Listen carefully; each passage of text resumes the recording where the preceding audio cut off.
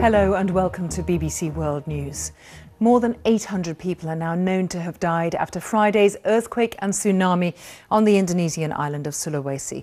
There are fears the number could rise into the thousands as rescuers reach more remote areas.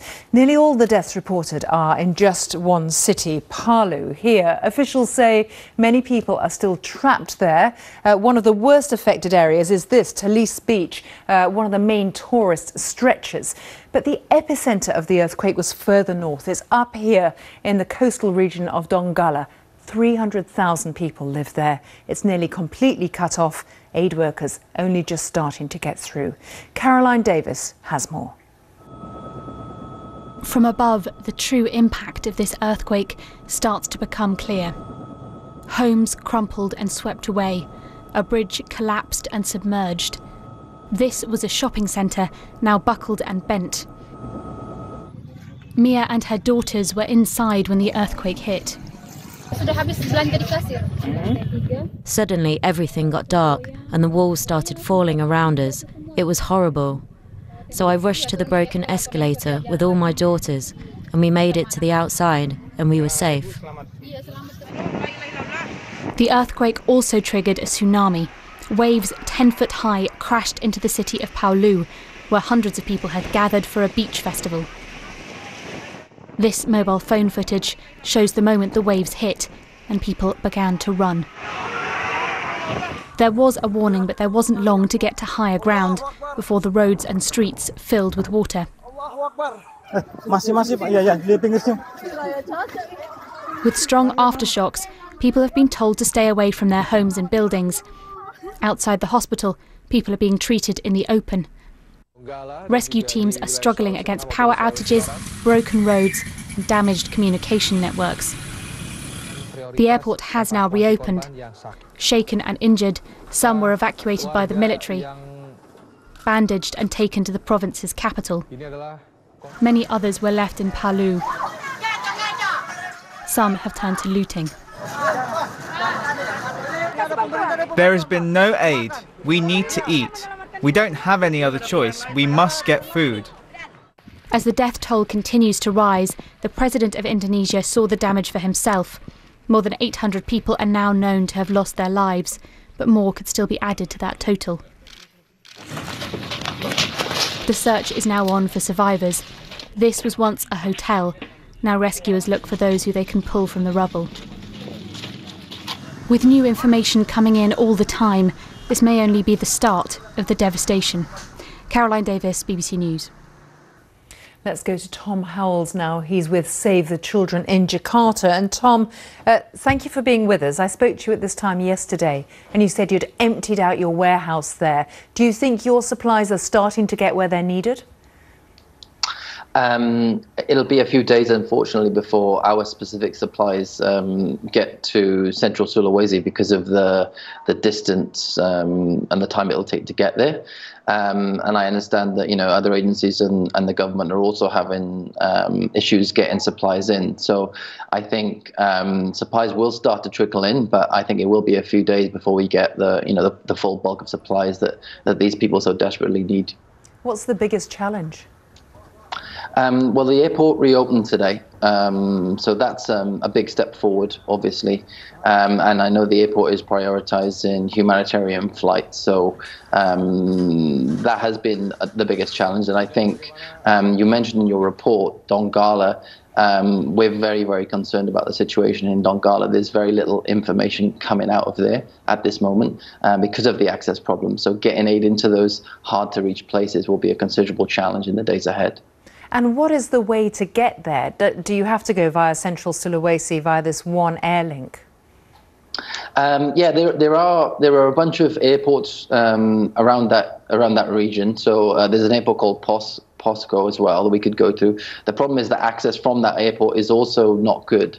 So I think that we're waiting for certain roads to be cleared from landslides in order that full access can be restored. So yeah, those are some of the challenges. Are you hearing anything from Donggala at all, or is it this rather terrifying blackout of information? Yeah, I think there are dribs and drabs of information, if you like, about the damage. I heard specifically from officials through informal means that the damage is worse in Donggala than in Palu.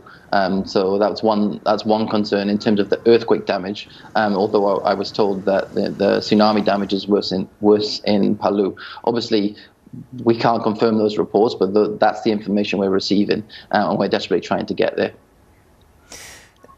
I know that Save the Children has quite a lot of experience in Indonesia. Are you coordinating with other agencies? There are so many of you who want to be able to help, and it's very frustrating not being able to get there.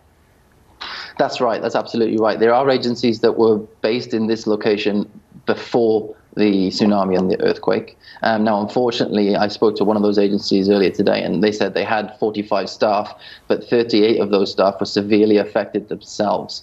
So in terms of the ability to use those prepositioned staff to respond, there's a challenge there in itself from having staff in the disaster zone. So there is a bunch of challenges. Aid is on the way.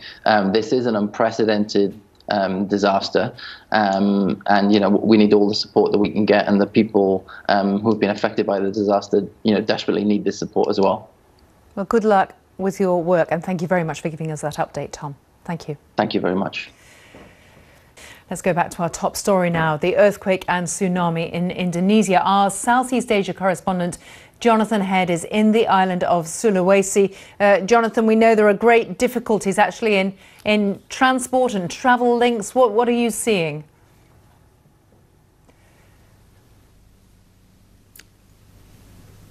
What is going on?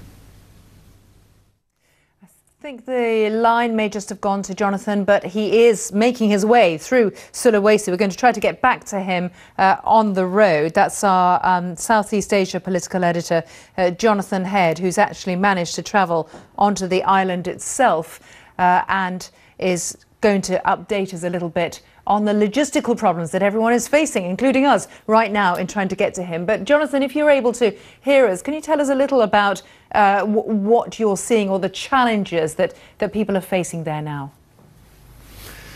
Well, I can't tell you a lot about the challenges inside Palu because we can't get there. It is very difficult. The town is more or less cut off. The airport is badly damaged. A lot of the roads into the town are blocked, and people who are making it in there are doing so only after really long, grueling journeys, which, of course, as you can imagine, is making it very difficult to bring in supplies for people whose homes, entire communities have been either completely wiped out or very badly damaged. And of course, the focus at the moment is getting rescuers, and that's what we've been seeing here in Makassar, in the southern city of Makassar. A lot of rescue teams, Air Force teams going in, but I think they're also trying to build up a steady supply line from the nearest airport, but it's not easy. The nearest airport that is still working is several hours drive away. There are landslides on the roads. And at the moment, there's a feeling there just isn't enough inside Palu itself. Certainly the authorities there say they don't have enough heavy lifting equipment to rescue people. They don't have a full picture of other communities where they've heard almost nothing. Power is down in a lot of places. Mobile phone communications have been very badly disrupted too.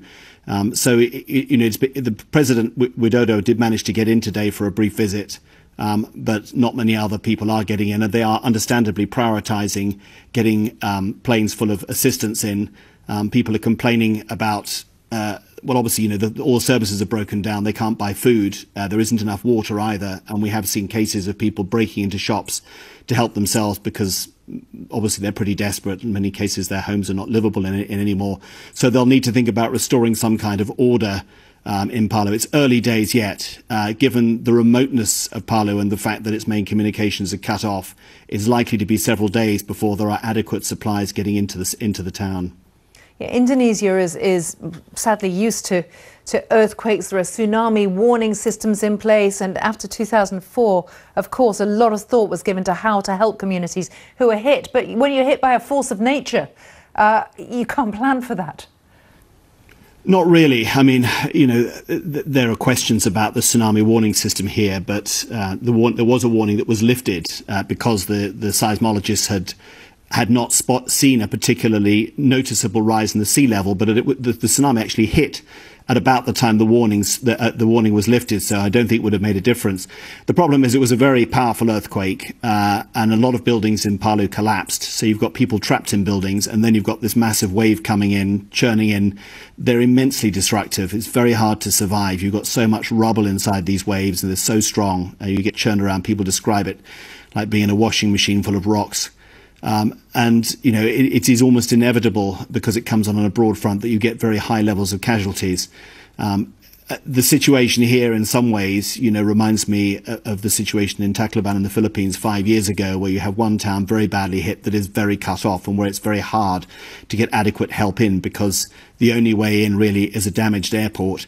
And that is a reality. It's going to be very tough for the people, for the survivors there, for the next few days. Jonathan, we know you and the team are also on a long and difficult journey. Thanks very much for taking time to give us that update.